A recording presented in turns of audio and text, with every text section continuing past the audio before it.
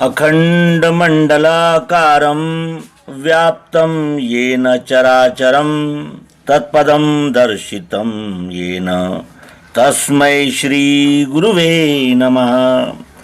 अज्ञानान्धस्य लोकस्य ज्ञानाञ्जनशलाकया चक्षुरुन्मीलितं येन तस्मै श्री गुरुवे नमः।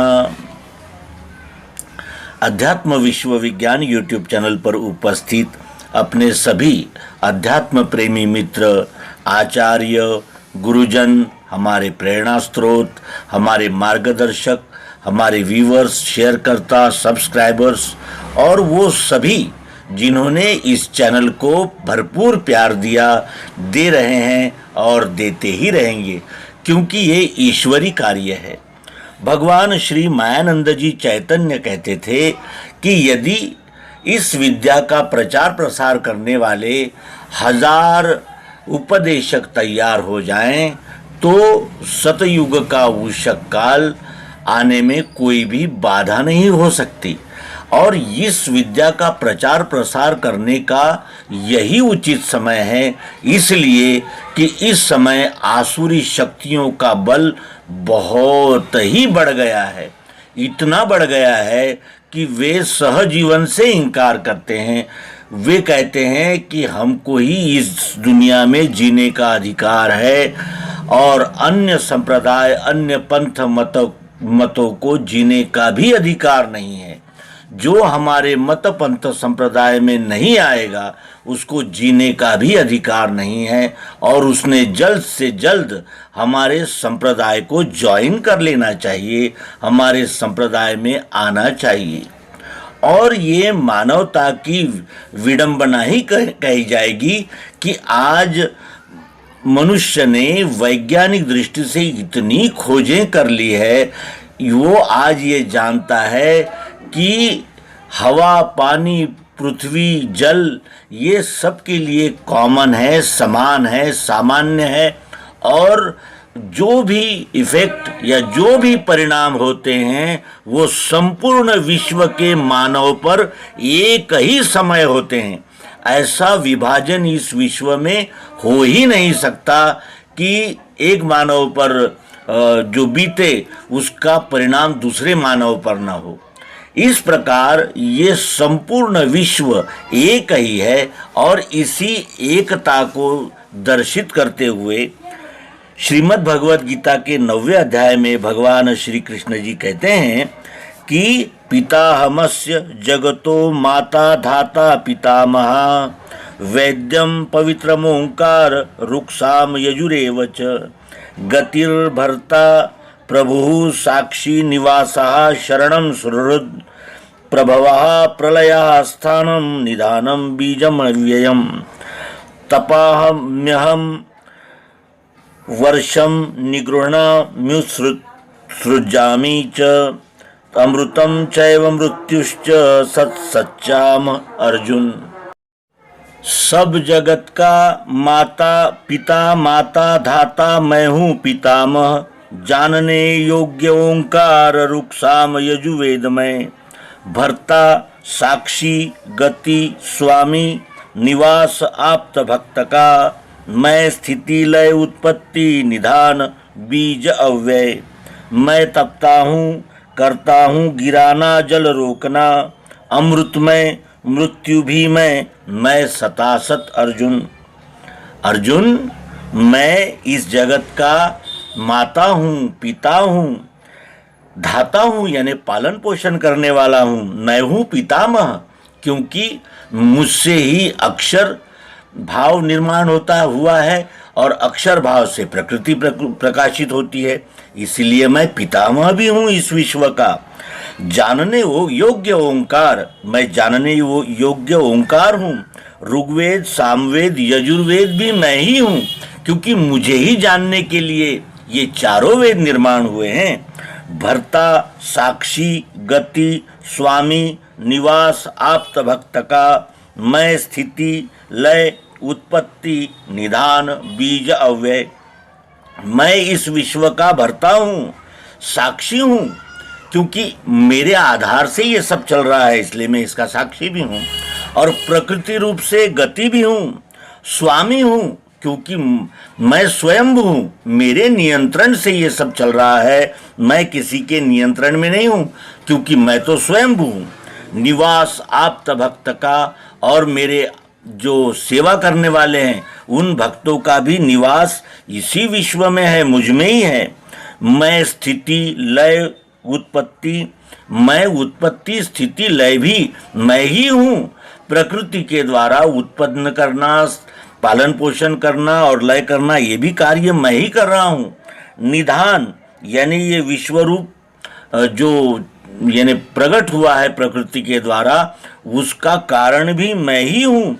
और बीज अव्यय हूँ, मैं अव्यय बीज हूँ, मेरा कभी नाश हो ही नहीं सकता, क्योंकि मैं एक ओर से तो परिवर्तन हो रहा हूँ, लेकिन दूसरी ओर से फिर निर्माण हो रहा हूँ। उत्पत्ति स्थिति लय का यह अखंड चक्र सदैव सदा सदा चल रहा है, इसका कभी अंत होता ही नहीं, क्योंकि मैं चिर तरुण हूँ, सदाबहार हूँ, हमेशा युवा हूँ। क्यों? क्योंकि एक ओर से लय हो रहा है तो दूसरी ओर से उत्पत्ति हो रही है। ये उत्पत्ति स्थिति लय का चक्र चलाने वाला भी मैं ही विश्वरूप परमात्मा हूँ। मैं तपता हूँ, करता हूँ गिराना जल रोकना। मैं तपता हूँ सूर्य बनकर, मैं तपता हूँ, करता हूँ गिराना और जल रोकना। जल रोकना भी मैं ही करता हूँ और जल को गिराना भी मैं ही करता हूँ। अमृत मैं, मृत्यु भी मैं अमृत भी हूँ, मृत्यु भी हूँ। मैं सतासत अर्जुन, मैं असत, जो असत इसलिए कि सतत रूपांतरण होता ही रहता है, होता ही रहता है, इसलिए जो परिवर्तन होने वाली प्रकृति है वो मैं ही हूँ। और सत जो स्थायी स्वयंभू है, नित्य है, वो भी मैं ही हूँ अर्जुन। इस प्रकार मैं हूँ, मेरे बगैर यहाँ कुछ है ही नहीं, और जो कुछ भी दिख रहा है वो मुझ में ही है, मुझ में ही रहता है और मुझ में ही लय को प्राप्त करता है। लेकिन वेद ज्ञाता सोमपि पाप धोए, यज्ञ द्वारा स्वर्ग को मांगते हैं।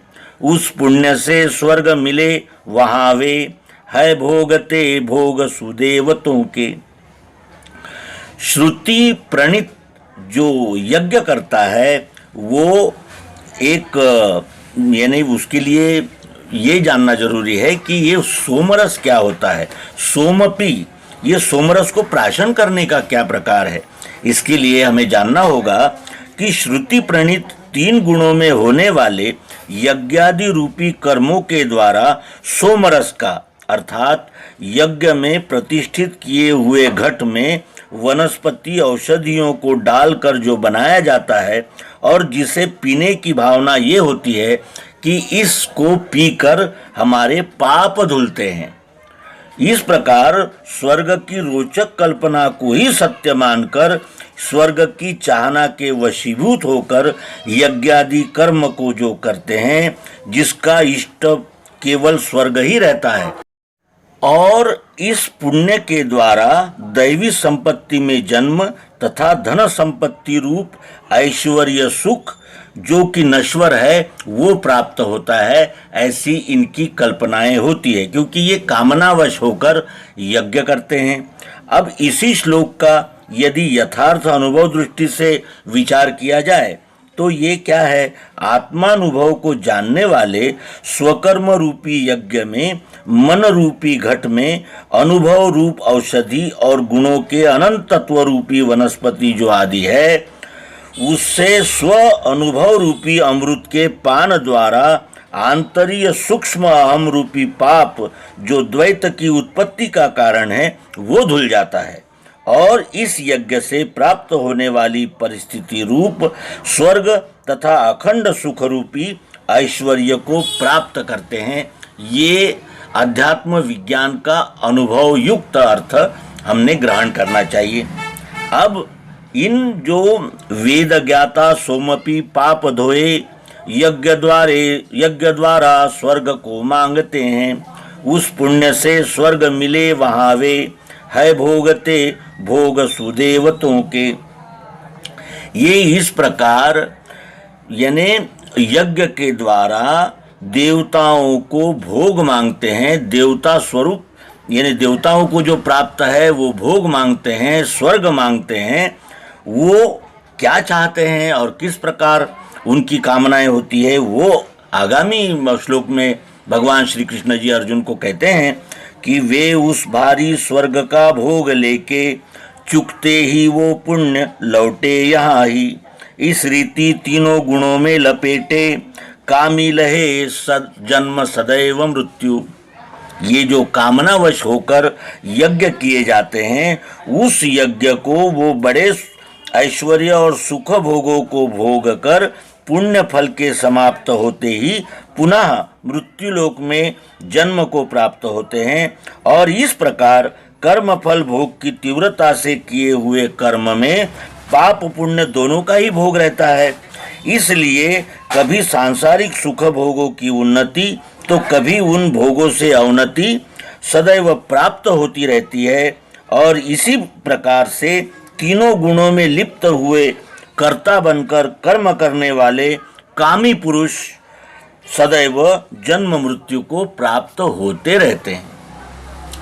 यानी इस प्रकार के कामनावश होकर जो यज्ञ किए जाते हैं उससे पुनरपि जननम पुनरपि मरणम पुनरपि जननी जठरे शयनम ये चक्र ही प्राप्त होता है। इससे मुक्ति नहीं हो सकती। इससे मुक्त होने के लिए दिव्य चक्षु द्वारा विश्वरूप परमात्मा का यथार्थ दर्शन करके विश्वरूप परमात्मा की अपने स्वकर्म अर्थात अपने चातुर्वर्ण कर्म से अनन्य भाव से सेवा करते हैं, वही इस विश्वरूप में लय को प्राप्त करते हैं और ये जन्म मृत्यु की कल्पना से छूट जाते हैं। अब यहाँ ये देखना होगा कि जो इस प्रकार कामनावश होकर यज्ञ करते हैं उनका जन्म मरण का ये चक्कर छूटता ही नहीं। क्यों? क्योंकि वो कामना के वश होकर कर्म करते हैं और साथ ही अभिमान धारण करते हैं कि हमने ये यज्ञ किया है। लेकिन जो अनन्य भाव से विश्वरूप परमात्मा की सेवा करते हैं उनके विषय में भगवान श्री कृष्ण जी कहते हैं कि अनन्य भाव से मेरी करते हैं जो उपासना, ऐसे नित्याभियुक्तों का करता हूँ योगक्षेम में। लेकिन जो अनन्य भाव से यानी आत्मयोग दिव्य चक्षु द्वारा अनन्यता रूप जीव भाव का भ्रम दूर करके जो अनन्य भक्त मुझ विश्वरूप परमात्मा की अनन्यता युक्त स्ववर्ण द्वारा अनन्य भक्ति करते हैं, उन नित्य आत्मयोगारूढ़ अनन्य भक्तों का मैं विश्वरूप परमात्मा स्वयं योगक्षेम करता हूँ। इसका अर्थ यह है कि जो विश्वरूप को जानकर विश्वरूप परमात्मा की सेवा अनन्य भाव से करते हैं उनका योगक्षेम होता ही है।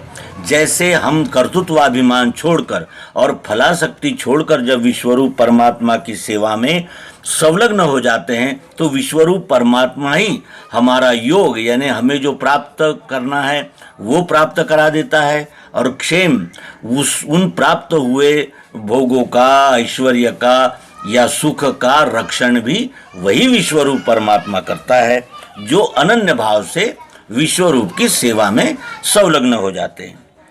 अब उन लोगों के विषय में कहा है जो रजोगुणी है, जो केवल कामनावश होकर ही कार्य करते हैं। तो कहा जाता है कि श्रद्धा से अन्य देवों के करे भक्त उपासना, वे भी मुझको ही पार्थ पूजे हैं शास्त्र छोड़ के। रजोगुणी जो होते हैं वो श्रद्धा से अन्य देवों की उपासना करते हैं, अपने अपने मनोनुकूल देवताओं को चुनते हैं, उनके आराधना, पूजा, व्रत, वैकल्य, तीर्थ आदि करते हैं। और इस प्रकार वो भी मैंने अज्ञानतावश क्यों न हो मेरी ही उपासना करते हैं, मेरी सेवा करते हैं और इसलिए उनको वो यानी स्थायी शांति, प्रसन्नता, आनंद और जिसे कहते हैं उद्धार और आत्मोन्नति का यानी श्रेय नहीं मिलता, आत्मोन्नति नहीं प्राप्त होती, क्योंकि वो जो कुछ भी करते हैं वो शास्त्र छोड़कर करते हैं। क्योंकि देवताओं का भी निर्माण करने वाला सबका पालन पोषण करने वाला तो मैं विश्वरूप हूँ। मुझे छोड़कर मुझ में ही निर्मित हुए अनेक देवता विभूतियाँ इनकी पूजा अर्चना करते हैं, वे भी मेरी ही आराधना करते हैं, वे भी मेरी ही सेवा करते हैं, लेकिन अज्ञानवश होकर करते हैं और शास्त्र छोड़कर करते हैं। क्योंकि शास्त्र क्या है? शास्त्र है प्राकृतिक परमात्मा विश्वरूप की सेवा अनन्य भाव से करना। इसको छोड़ देते हैं और मैं विश्वरूप परमात्मा सर्व रहने से सभी देव मेरे में ही समाये हुए हैं, इसलिए मेरी दृष्टि से परमात्मा का पूजन विश्वरूप परमात्मा का ही पूजन है। लेकिन दिव्य चक्षु योग प्राप्त न करते हुए अपनी अपनी मानिंदी और मनमाने अर्थ ग्रहण करके अनेक देवताओं की पूजा अर्चना में जो लग जाते हैं, उनको परमात्मा भाव की प्राप्ति नहीं होती और वो विश्वरूप परमात्मा से स्वयं को देवों सहित मानकर काल्पनिक भाव से सेवा करते हैं। क्योंकि उनकी सभी जो सेवा होती है वो कल्पना से निर्मित होती है, कल्पना में ही सेवा करते हैं, तो उन्हें काल्पनिक ही फल मिलता है, स्थायी और यथार्थ फल प्राप्त नहीं होता। अब इस रहस्य को आगे और स्पष्ट करते हुए भगवान श्री कृष्ण जी कहते हैं कि मैं ही हूँ सब यज्ञों का भोक्ता स्वामी, परंतु वे मेरा रूप नहीं जाने, इसी से भ्रम में फिरे। मैं ही सब यज्ञों का स्वामी हूँ, भोक्ता हूँ, लेकिन वे मेरा रूप नहीं जाने, मुझे संपूर्णता समग्रता से नहीं जानते हैं और इसीलिए भ्रम में फिरते रहते हैं। अब मैं विश्वरूप परमात्मा सभी कर्मों का भोक्ता हूँ और स्वामी हूँ, क्योंकि सब कुछ मुझ में ही हो रहा है, मेरे बाहर तो कुछ हो नहीं रहा। लेकिन अन्य देवों की उपासना करने वाले मुझ विश्वरूप परमात्मा का यथार्थ स्वरूप न जानते हुए अपने अपने पृथक अन्य अन्य भाव धारण करते हैं और पूजन के क्रम में भटकते हुए घुमा करते हैं। इसका अर्थ यह है कि आज इसका तो कल उसका, इसी भावना के भ्रम में पड़े रहते हैं। हम भी जब नवरात्र आते हैं तो देवी की उपासना करते हैं, जब अनेक गत विभूतियों की जयंती आती है तब उनकी आराधना करते हैं। इस प्रकार शास्त्र को छोड़कर अनेक देवताओं की विभूतियों की उपासना में ही काल्पनिक भाव से जुटे रहते हैं। इसीलिए फिर क्या होता है, तो देवों के भक्त देवों को, पुरखों के पितृलोक को, भूतों के भक्त भूतों को, मेरे भक्त मुझे मिले। जो जिसकी आराधना करता है उसी की श्रद्धा में वो और दृढ़ होता जाता है और बंधता चला जाता है। अब देवों के भक्त देवों को, क्योंकि जो शिव विष्णु आदि देवों के पूजने वाले हैं वो उन देवों को प्राप्त करते हैं। जो पितरों को पूजते हैं वो आत्मा व पुत्र नामासी, इस प्रकार भावना में पितरों को प्राप्त होते हैं, और जो भूतों को पूजने वाले हैं वो भूतों को प्राप्त होते हैं, और जो मुझ विश्वरूपी परमात्मा की अनन्य सेवा स्वधर्म द्वारा स्वकर्माचरण करते हुए मेरी यथोचित यथार्थ सेवा करते हैं, वो मुझ विश्वरूप परमात्मा में ही मिल जाते हैं। विश्वरूप परमात्मा में वही मिल सकते हैं जो कर्तृत्वाभिमान छोड़कर और फलेच्छा छोड़कर चातुर्वर्ण द्वारा विश्वरूप परमात्मा की अनन्य भाव से सेवा करते हैं। और वो सेवा भी कितने प्रकार की होती है। पत्ते फूल फल तोय चढ़ावे भक्ति से मुझे, लेता हूँ शुचिवान का मैं भक्ति का उपहार सो। मुझे पत्ते फूल फल जल चढ़ाते हैं प्रेम से भक्ति से, उन शुचिवान का मैं भक्ति का उपहार ग्रहण करता हूँ, स्वीकार करता हूँ। अब यदि मुझे पत्ते अर्पण करना है तो मैं बकरी गाय ऐसे जीवों को अर्पण करूँ। फूल फल अगर अर्पण करना है तो जीवित और जिन्हें जरूर आवश्यकता है उन लोगों को अर्पण करूं। जल जो प्यासे हैं उनको जल चढ़ाऊं यानी जल पिलाऊं। तो क्या होगा, मेरी ये जो सेवा है वो शुद्ध सेवा होगी, निरलस निरपेक्ष सेवा होगी। और इस सेवा के द्वारा जो मेरी भक्ति करते हैं, इस प्रकार यथार्थ सेवा और भक्ति करते हैं, उन्हें मैं भक्ति का उपहार देता हूँ। अब सद्गुरु वस्तु निश्चय की अनन्यता युक्त अनन्य प्रेम ही देखते हैं, और उसी दृष्टि से जो उपहार स्वरूप वस्तु हम प्रेम युक्त अनन्य होकर जो इस विश्वरूप को अर्पण करते हैं, उसी का वे स्वीकार करते हैं। अब तू जो कौंतेय करता है यज्ञ दान तप क्रिया, खान पानादि वो सारा मेरे को अर्पण करो। जो कुछ भी तू यज्ञ दान तप इत्यादि कर्म जो करता है, वो मन वाणी देह के द्वारा ही करता है, और साथ ही खाना पीना सहित सभी क्रियाओं के कर्तृत्व भाव मुझ विश्वरूप पुरुषोत्तम को ही अर्पण करना योग्य है, क्योंकि मैं सबका निर्माता, नियंता, भर्ता, साक्षी, भोक्ता हूँ। देवों का भी निर्माण मुझ में ही हुआ है, देव भी मुझ में ही रहे और मुझ में ही लय को प्राप्त हुए, यानी मैं देवों का देव, महादेव, विश्वरूप परमात्मा ही हूँ। इसलिए यानी ज्ञान दृष्टि से विश्वरूप ही परमात्मा है, ये जानकर जो मुझ विश्वरूप की सेवा करता है वही योग्य है, वही शास्त्र शुद्ध सेवा कर रहा है। ऐसे अच्छे बुरे कर्म से कर्मों के बच जाएगा, संन्यास योग युक्ति से मुक्त हो पाएगा मुझे। इस प्रकार जो यानी अपने सभी कर्म निरपेक्ष और विश्वरूप परमात्मा को समर्पित करते हुए करता है, कर्तृत्वाभिमान का त्याग करते हुए और फलेच्छा को छोड़ते हुए विश्वरूप परमात्मा की सेवा करता है, वो इस दिव्य चक्षु के योग युक्ति से मुक्त होकर मुझे प्राप्त करता है, अर्थात मुझ में ही विलीन हो जाता है। अब इसका अगर यथार्थता ध्यान से देखा जाए तो जो भी हम कर्म करते हैं वो कर्म यदि अपने आप के लिए करें, स्वार्थवश होकर करें, तो हम उसमें वो हमारा कर्म हो जाता है जो हमें प्रारब्ध में बांधता है। लेकिन यदि हम विश्वरूप परमात्मा के लिए सेवारूप कर्म करते हैं तो वो विश्वरूप को ही प्राप्त होता है और उसका कुछ प्रारब्ध भी निर्माण नहीं होता। जैसे एक सिपाही सीमा पर लड़ने के लिए जाता है तो वो स्वयं के लिए नहीं लड़ता, वो समष्टि हित के लिए लड़ता है, और समष्टि हित के लिए लड़ने से उसका प्रारब्ध भी नहीं बनता, क्योंकि वो स्वयं के लिए तो कुछ कर ही नहीं रहा है।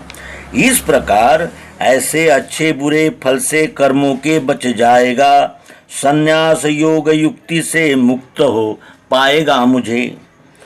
सममय सब भूतों को शत्रु मित्र मुझे नहीं, प्रेम से जो भजे मुझको उसमें मैं मुझ में वही।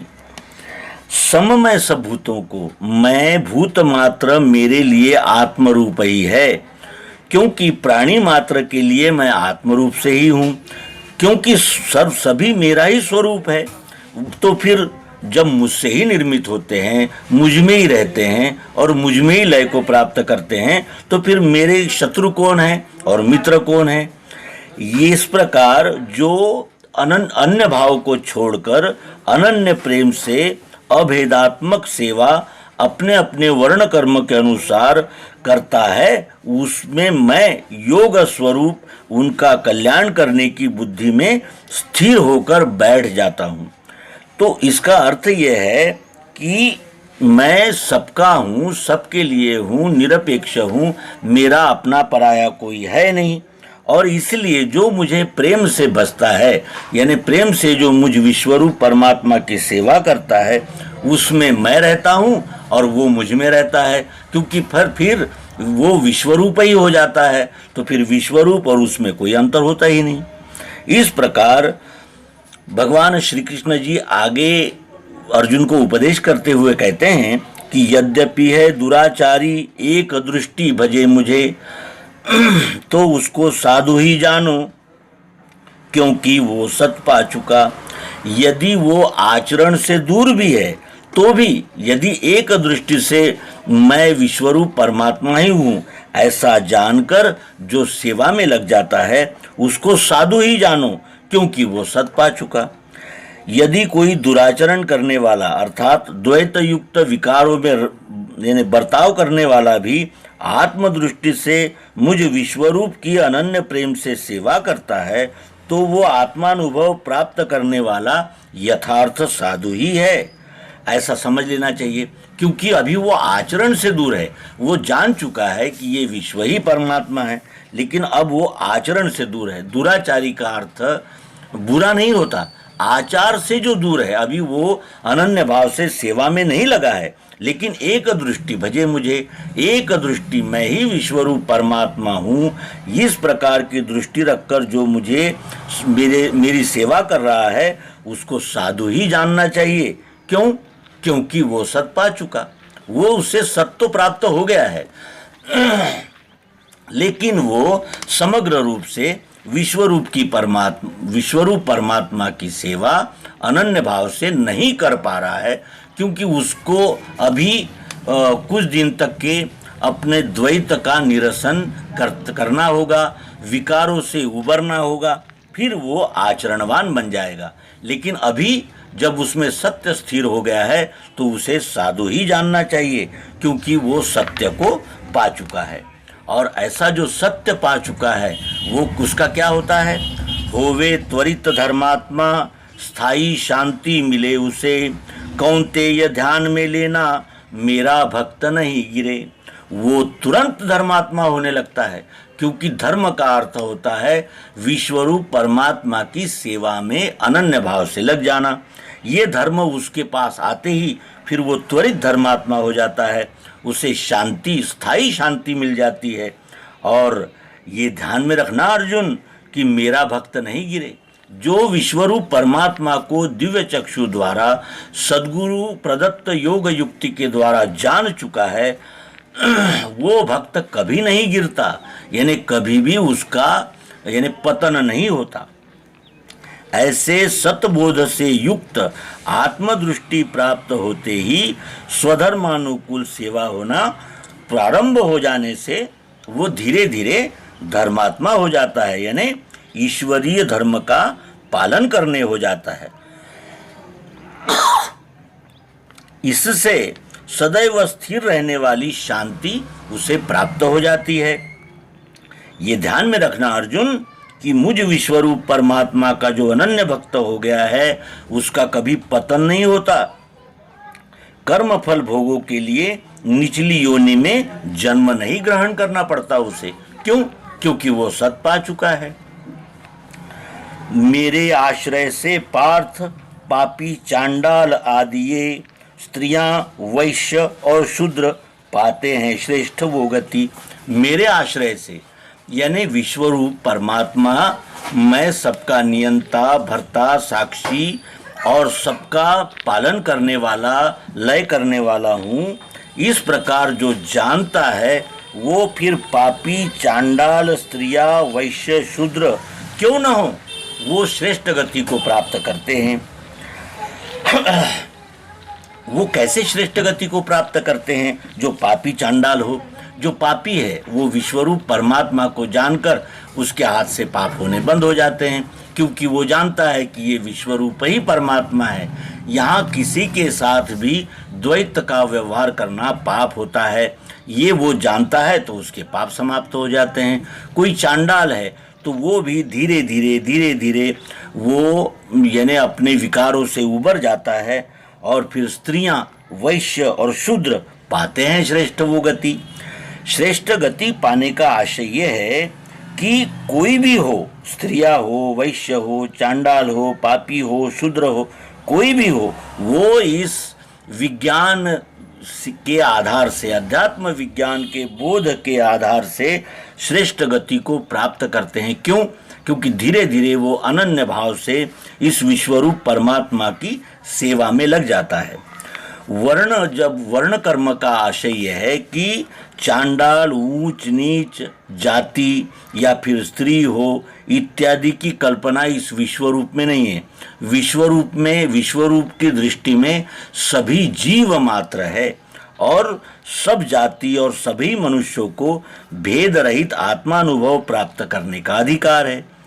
और इसलिए यहाँ ये विशेष रूप से यहाँ भगवान श्री कृष्ण जी ने उल्लेख किया है कि मेरे आधार से यानी विश्व रूप परमात्मा की सेवा करने के उद्देश्य से जो लग गए हैं वो पापी, चांडाल, स्त्रिया, वैश्य और शूद्र श्रेष्ठ गति को प्राप्त करते हैं, यानी वो विश्व रूप को जानकर विश्व रूप ही हो सकते हैं।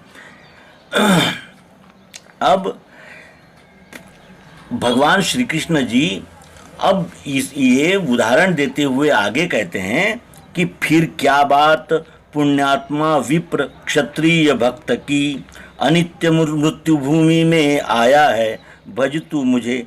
तब फिर आत्मयोग युक्त स्वकर्माचरण करने वाले पुण्यवान जो यानी विप्र है, क्षत्रिय है, भक्त है, उनकी क्या बात करें, क्योंकि वो तो फिर जब ये चांडाल, पापी, स्त्रिया, वैश्य, शूद्र भी यदि मेरे आधार से तर जाते हैं तो फिर इनकी क्या बात है। ये तो पुण्यात्मा है, यानी अनन्य भाव से विश्व सेवा में लग गए हैं।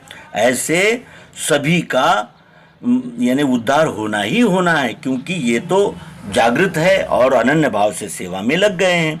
इसीलिए अनित्य मृत्यु भूमि में आया है भज तू मुझे। अर्जुन, तू सदैव स्थिर न रहने वाली इस मृत्यु भूमि रूपी क्षणभंगुर मानव देह में आया है। ये मानव शरीर जो है वो क्षणभंगुर है, तो फिर इसीलिए अभी ये जागने का समय है, क्योंकि अन्य योनियों में ये जागृति नहीं मिल सकती और अन्य योनियों द्वारा स्वकर्माचरण भी नहीं हो सकता। इसीलिए अभी यही समय है, तू जाग और मेरी सेवा में लग जा, यानी अपने सभी कर्म विश्वरूप परमात्मा की सेवा के लिए ही कर। मेरा ध्यान भक्ति करना, पूजना नमना मुझे, यों मेरी धुन छाने से मुझ में मिल जाएगा। मेरा ध्यान यानी मैं विश्वरूप परमात्मा हूँ, ये सदैव ध्यान रखना। मेरी भक्ति करना यानी मेरी सेवा करना। पूजना यानी पूज्य बुद्धि रखकर मेरी सेवा में संलग्न होना, मेरी अर्थात विश्वरूप परमात्मा की। नमना मेरे साथ यानी विश्वरूप के साथ नम्रतापूर्वक व्यवहार करना। इस प्रकार जो मेरी धुन जिस पर सवार हो जाती है, जो विश्वरूप परमात्मा को ध्यान में रखकर ही अपने सभी कर्म करने लगता है, वो मुझ में मिल जाएगा। मेरा ध्यान भक्ति करना, पूजना नमना मुझे, यों मेरी धुन छाने से मुझ में मिल जाएगा। मैं विश्व विष्णु हूँ और मुझ विश्वरूप विष्णु को तत्वतः ध्यान युक्त स्वर्ण द्वारा विश्व सेवा करना और विश्वरूप पुरुषोत्तम का ही पूजन और सेवा करते हुए यानी यथार्थ पूजन करना, यानी यथार्थ विश्वरूप की सेवा में लग जाना। जो करता है ना, वो वासना मूलक सूक्ष्म अहंकार का लय हो जाता है उसके, और वो फिर विश्वरूप को जानकर विश्वरूप ही हो जाता है, यानी विश्व में ही मिल जाता है। इस प्रकार भगवान श्री कृष्ण जी 90वें राज विद्या राजगुह्य योग में अर्जुन को आत्मोद्धार की युक्ति बतलाते हैं, आत्मोद्धार का मार्ग प्रशस्त करते हैं। और इस अध्याय का उपसंहार भगवान श्री मायानंद जी चैतन्य इस प्रकार करते हैं। वे कहते हैं कि मेरा अक्षर आत्म भाव ही करें है भूत ये भावना, जो जो भाव सुइष्ट मान करके ध्यावे वही सो बना। सारी नश्वर लाभदायक क्रिया भोगार्थ ही है कही, जाने सर्व मुझे न अन्य ही से सो भक्त मैं दो नहीं। और इस प्रकार मुझ पुरुषोत्तम के अक्षर भाव की दृढ़ता करनी चाहिए। और ये भूत भाव युक्त जो दृश्य है यानी क्षर भाव है, इस भाव को यानी न देखते हुए, क्योंकि जिस जिस भाव को धारण करके हम चलते हैं ये जीव वही वही रूप धारण कर लेता है। इसलिए जितनी भी क्रियाएं और कर्म बतलाए हैं वे सब नाशवान भोगों की प्राप्ति के लिए ही है। इसलिए मुझ विश्वरूपी परमात्मा को ही सर्वभाव से जानकर और इससे पृथक कुछ है ही नहीं, ऐसा हृदय से सत्यता दृढ़ता पूर्वक निश्चय धारण करने वाला भक्त और मैं दो नहीं है। क्यों? क्योंकि वो मेरा ही रूप है। इस प्रकार भगवान श्री कृष्ण जी राज विद्या राजगुह्य नामक इस अध्याय को यहाँ संपूर्ण करते हैं और ये ब्रह्म विद्यांतर्गत विज्ञान योग शास्त्र विषयक श्री कृष्णार्जुन संवाद रूप श्रीमद् भगवद गीतोपनिषद में का 9वां अध्याय राज विद्या राजगुह्य संपूर्ण होता है। मित्रों, हम श्री कृष्ण जी ने दिए हुए उपदेश का मनन चिंतन निधिध्यासन करेंगे और सद्गुरु योग युक्ति सर्वांग योग द्वारा विश्वरूप परमात्मा का यथार्थ परिचय प्राप्त करके विश्वरूप की चातुर्वर्ण द्वारा अनन्यतापूर्वक सेवा करते हुए विश्वरूप ही हो जाएंगे। इस सत्संकल्प के साथ इस अंक को विराम देते हैं। आप सभी को पुनः हार्दिक प्रार्थना है कि आप इन अंकों को अधिक से अधिक शेयर किया कीजिए, अपने मित्रों के साथ श्रीमद् भगवद गीता के विषय में चर्चा किया कीजिए और आपके मन में जो प्रश्न उठ रहे हैं, जो शंकाएं उमड़ रही है, उसे आप कमेंट बॉक्स में अवश्य नमूद करेंगे। यथावकाश शंका समाधान सत्र में उन शंकाओं का समाधान करने का हम यथामति अवश्य ही प्रयत्न करेंगे। धन्यवाद। नर्मदे हर। सद्गुरु भगवान की जय। विश्वरूप परमात्मा की जय। ओम शांति शांति शांति।